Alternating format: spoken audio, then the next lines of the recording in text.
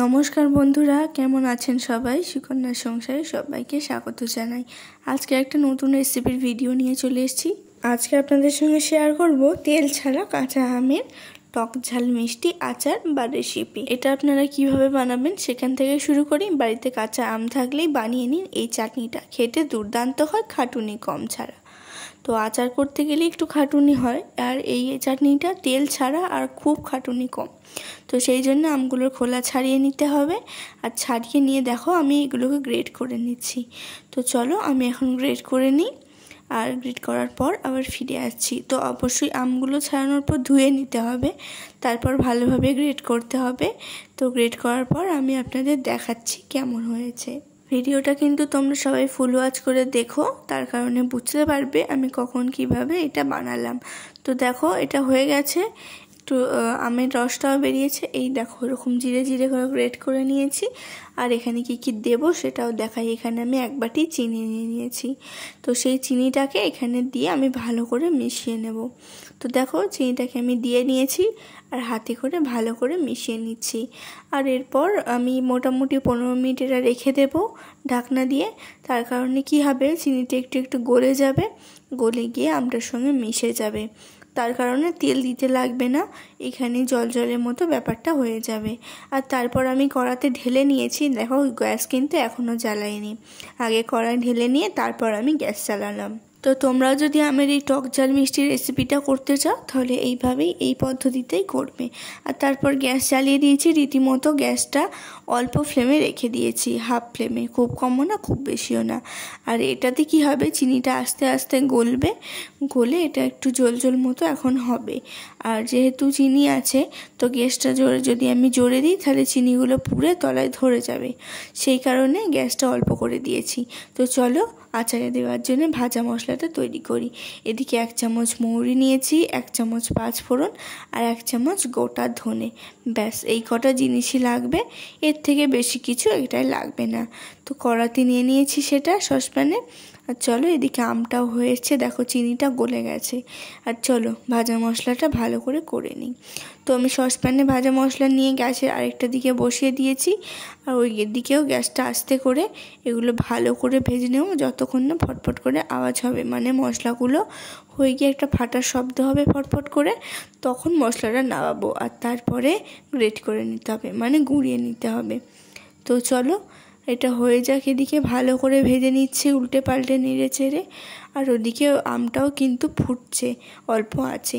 এই দেখো এইভাবে নাড়িয়ে নাড়িয়ে যাতে মশলাগুলো এপিট ওপিট হয়ে যায়, সেই কারণে ভালো করে মশলাগুলোকে আমি ভেজে নিলাম। চলো এখন মোটামুটি ভাজা মশলাটা হয়েই গেছে, আর একটুখানি ভাজবো। দেখো কালারটা চেঞ্জ হয়ে গেছে, লাল লাল কালার হয়ে গেছে। এবার এটাকে আমি শিলের মধ্যে পিষে নেব।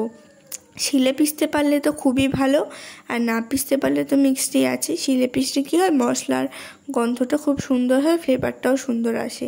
আর এদিকে চিনিটা পুরো গলে গেছে, পুরো রস রস হয়ে গেছে দেখো।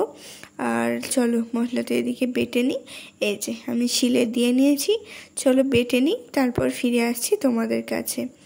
তো দেখো মশলাটা আমি বেটে নেব। আর এদিকে দেখো এটা হচ্ছে মোটামুটি চিনিটা আঠা আঠা হয়ে গেছে। আর তার মধ্যে আমি কি করলাম, একটু শুকনো লঙ্কা কুচি করে দিয়ে নিলাম। যারা বেশি ঝাল খেতে চাও তারা এখানে গুঁড়ো লঙ্কা ব্যবহার করতে পারো।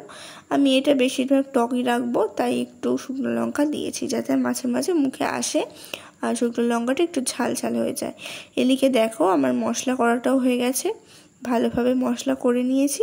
আর এটাও দেখো হয়ে গেছে, অল্প একটু স্বাদ মতো নুন দিলাম। তো নুনটা দেওয়ার পর অল্প একটু হলুদ দিলাম কালারটার জন্যে। দেখো ভালো করে নিই।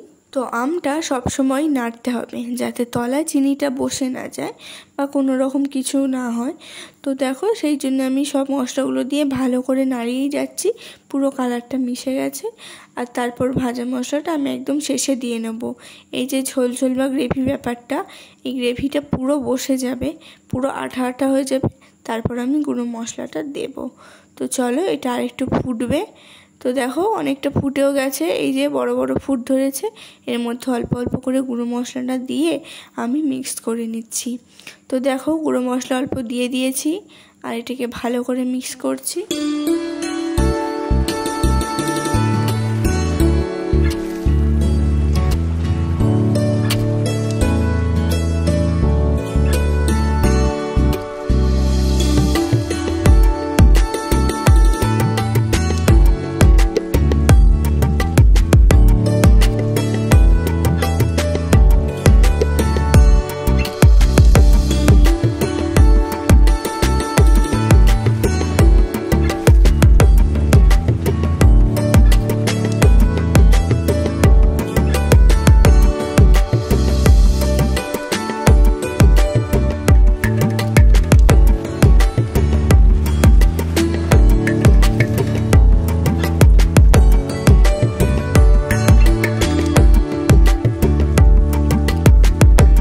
দেখো নাড়তে নাড়তে রসটা পুরো টেনে নিয়েছে আর আঠা আঠা হয়ে গেছে।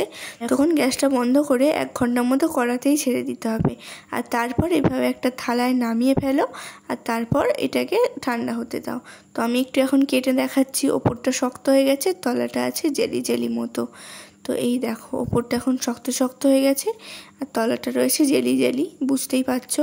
তো দেখো কম খাটুনিতে খুব সুন্দর আমের এই টক ঝাল আচারটা হয়ে গেছে রেডি। তোমরাও এইভাবে বাড়িতে রেডি করতে পারো। আজকের মতো এখনই বিদায় নিচ্ছি, সবাইকে টাটা।